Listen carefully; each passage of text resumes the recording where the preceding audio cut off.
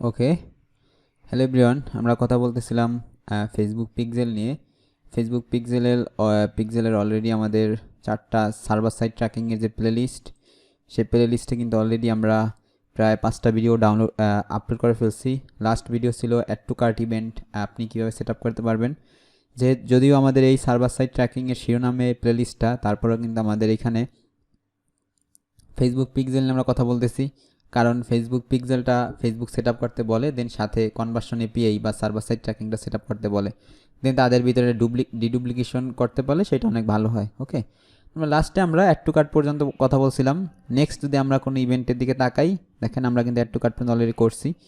দেন next যদি আমরা কোনো ইভেন্টের দিকে তাকাই, তাহলে সেটা হবে আমাদের চেক আউট ইভেন্ট, কারণ অ্যাড টু কার্ট একটা ওয়েবসাইট থেকে করার পর দেন পরের অপশন চেক আউট। আমরা বলতে পারি একটা ই কমার্সের ক্ষেত্রে একটা লেআউট যদি আমরা দেখি, তাহলে পেজ ভিউ, হোম পেজটা ভিউ বা যে কোনো পেজ ভিউ, দেন একটা প্রোডাক্ট পেজ ভিউ, সেটা ভিউ আইটেম, হ্যাঁ ভিউ আইটেম বা ভিউ কন্টেন্ট।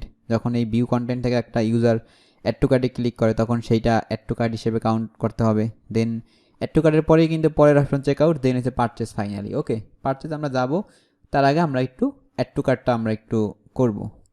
অ্যাড টু কার্টের পর চেক আউটটা আমরা একটু দেখবো। তাহলে চলেন, একটা ওয়েবসাইটে যখন আপনি চেক আউটটা, ওয়ার্ডপ্রেস ওয়েবসাইট হোক বা শপিফাই হোক, চেক আউট আপনি যখন করবেন তখন সেটা কীভাবে করতে হয় সেটা আমরা একটু দেখি।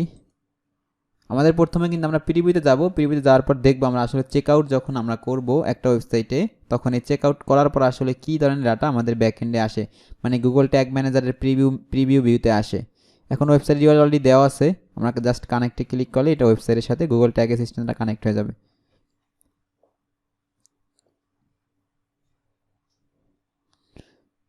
এখন দেখেন আমরা যদি একটু আমাদের, আচ্ছা এইখানে কার্টে বেশ কিছু প্রোডাক্ট অ্যাড করা আছে, আমি ডিলিট দিয়ে দিই এগুলো, নতুন থেকে যাব।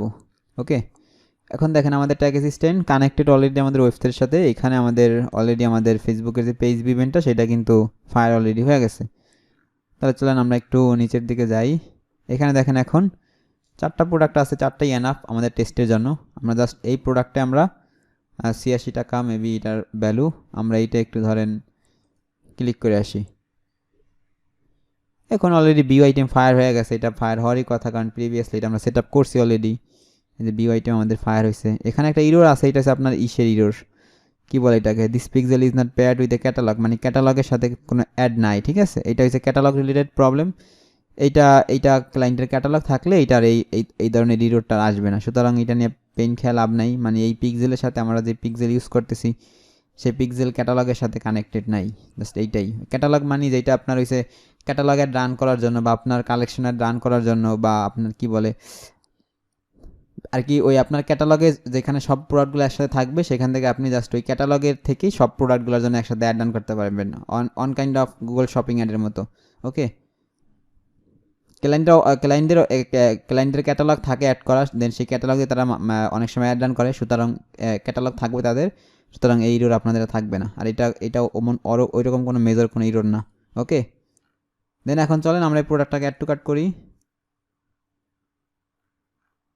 অ্যাড টু কার্ট প্রোডাক্টটা যখন আমরা করছি, তখন দেখেন এখানে কার্টের এইখানে 2টা অপশন ছিল, একটা ভিউ কার্ট, একটা চেক আউট। আমরা চেক আউটে ক্লিক করবো, কারণ ভিউ কার্টটা আসলে স্ট্যান্ডার্ড ইভেন্ট নাই ফেসবুকের জন্য। ওকে, ফেসবুকের স্ট্যান্ডার্ড ইভেন্টের ভিতরে অ্যাড টু কার্টের পরে আমাদের চেক আউট।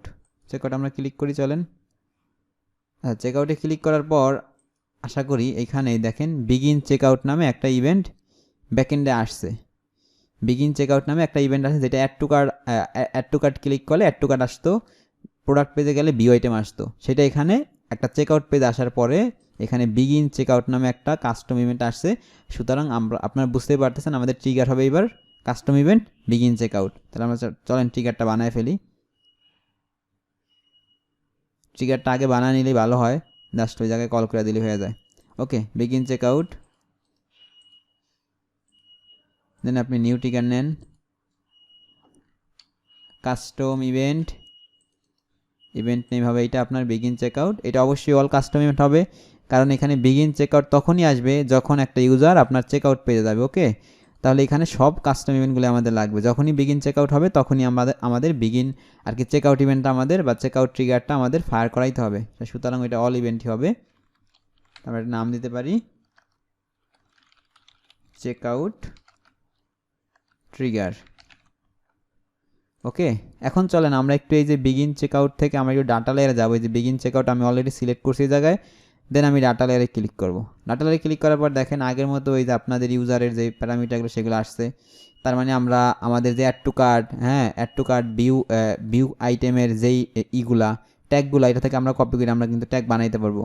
কাজগুলো আমাদের ইজি হয়ে গেছে, কারণ এত বড় একটা ট্যাগ সেট আপ করা একদম আর কি স্ক্রাচ থেকে এটা একটু টাইম স্পেন্ড হয় অনেক, সেই কারণে আমরা কিন্তু একটা ট্যাগ কপি করে জাস্ট আমরা এখন যা চেঞ্জ লাগবে সেগুলো করে দিব। তখন চলো আমাদের ডাটা লেয়ারের দিকে তাকাই। ডাটা লেয়ারের দিকে তাকাইলে আমরা একটু দেখতে পারবো যে আমরা কিন্তু এই প্রোডাক্টটা ডিএনকে ব্লু স্পোর্ট শু, এই প্রোডাক্টটা কিন্তু আমরা এই প্রোডাক্টটা থেকে আমরা চেক আউটে আসি। সুতরাং এই আইটেম দেখেন এই যে সেম, এই যে অ্যাড টু কার্টে যেরকম ছিল এই যে একদম এরকম, এই যে আইটেমস প্রোডাক্ট না সরি এই যে আইটেমস, এই যে আইটেমসের ভ্যালুগুলো এইরকম আছে। আর এসে আপনার এই যে ভিউ আইটেমের ক্ষেত্রে এরকম ছিল একদম এই স্ট্রাকচার। মানে আমাদের ডাটা লেয়ার আগে আমরা যে ডাটা লেয়ার প্যারামিটারগুলো বানাইছিলাম প্রোডাক্টের নেমের জন্য, প্রোডাক্টের আইডির জন্য, প্রোডাক্টের প্রাইস জন্য, সেইগুলো আমরা এখানে ইজিলি কল করতে পারবো। যে বিগিন চেকআউট দেখেন এই যে ই কমার্সের আন্ডারে দেন এই দেখেন এই যে ভ্যালু, এই যে ই কমার্সের আন্ডারে আইটেমস, এই আইটেমসের প্যারামিটারগুলো এখানে আমরা বসাই দেবো। আমরা একটু চলেন দেখি, আমরা আগে ভ্যারিয়েবলগুলো একটু দেখে আসি।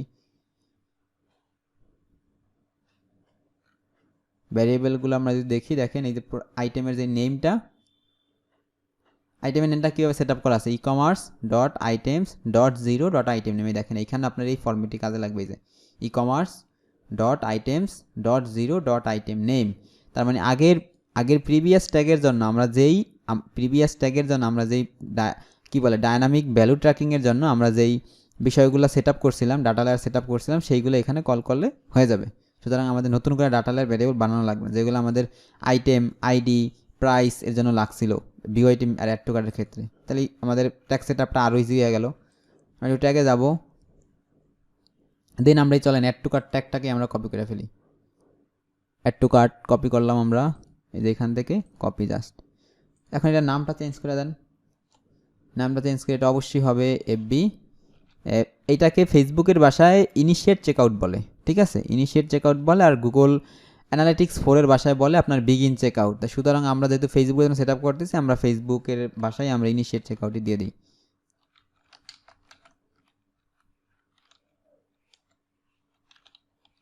ইনিশিয়েট চেকআউট, আশা করি স্পেলিং ঠিক আছে, হ্যাঁ স্পেলিং ঠিক আছে, ইনিশিয়েট চেকআউট। এখন এখানে আমাদের ফেসবুক পিক্সেলটা কিন্তু কল করা আছে অলরেডি। স্ট্যান্ডার্ড ইভেন্টের নেমটা চেঞ্জ করতে হবে অবশ্যই, এটা হবে আপনার ইনিশিয়েট চেকআউট। এখন এখানে এই যে ইনেবল অ্যাডভান্স ম্যাচিং এটা থাকবে। আর যে কাস্টমারের যে ইনফরমেশন সেইগুলোও সেম থাকবে, কারণ এই দেখেন এই যে কাস্টমারের ইনফরমেশনগুলো এইখানেও যেই প্যাটার্নে আসছে, অ্যাড টু কার্টও সেই প্যাটার্নে আসছে। আর আমরা এইগুলো এইখান থেকে নিছি, তো এই কারণে এটা আমাদের এখানে যেগুলো আছে এইগুলোতে আমাদের ইজিলি হয়ে যাবে।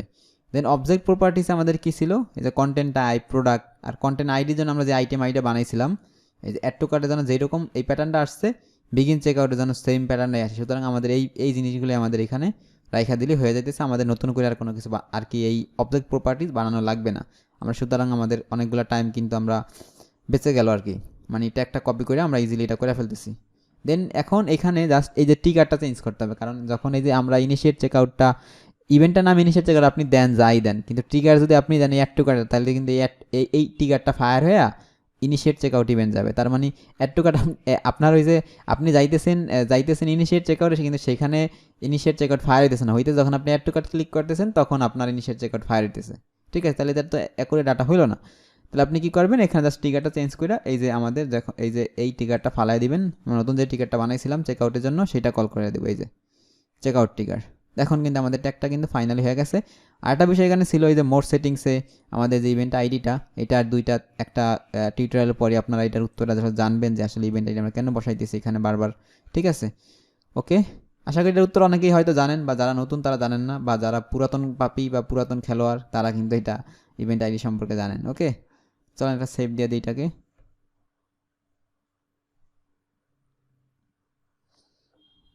দেন আমরা এটাকে একটু সাবমিট দিতে পারি।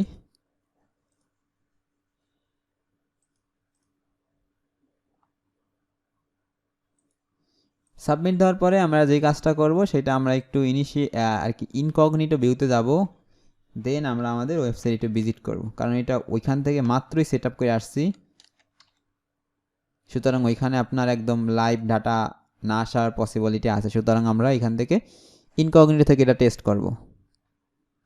ইনকগনিটো থেকে টেস্ট করবো এটা আমরা।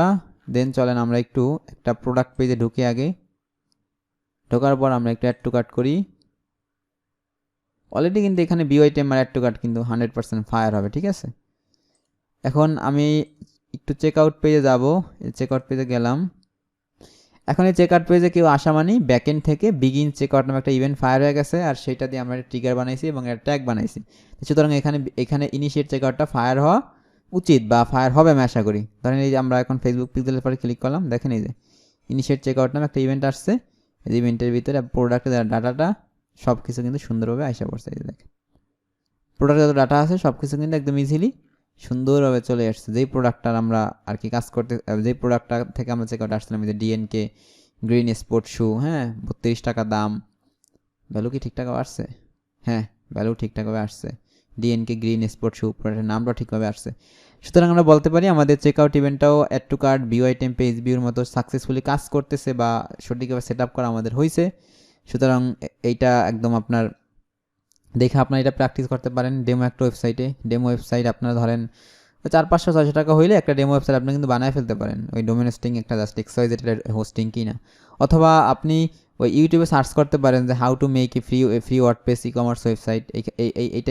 এই টাইপের হেডলাইন লিখে সার্চ দিলে আশা করি ফ্রি কিছু মেথড পাবেন, যেগুলো আপনি ইজিলি একটা আপনার ডেমো ওয়েবসাইট ফ্রিতে বিল্ড করে ফেলতে পারবেন। ওকে, এই পর্যন্ত আজকে। আমরা নেক্সট এপিসোডে কথা বলবো আমরা পারচেস ইভেন্টটা আমরা কীভাবে সেট আপ করবো এই ফেসবুক পিক্সেলের জন্য। দেন পারচেসটা হয়ে গেলেই আমরা কিন্তু এই ফেসবুকের যে সার্ভার সাইড ট্র্যাকিং বা কনভার্সন এপিআই সেট আপ, সেটাতে আমরা কিন্তু চলে যাব। ওকে, ঠিক আছে, থ্যাংক ইউ।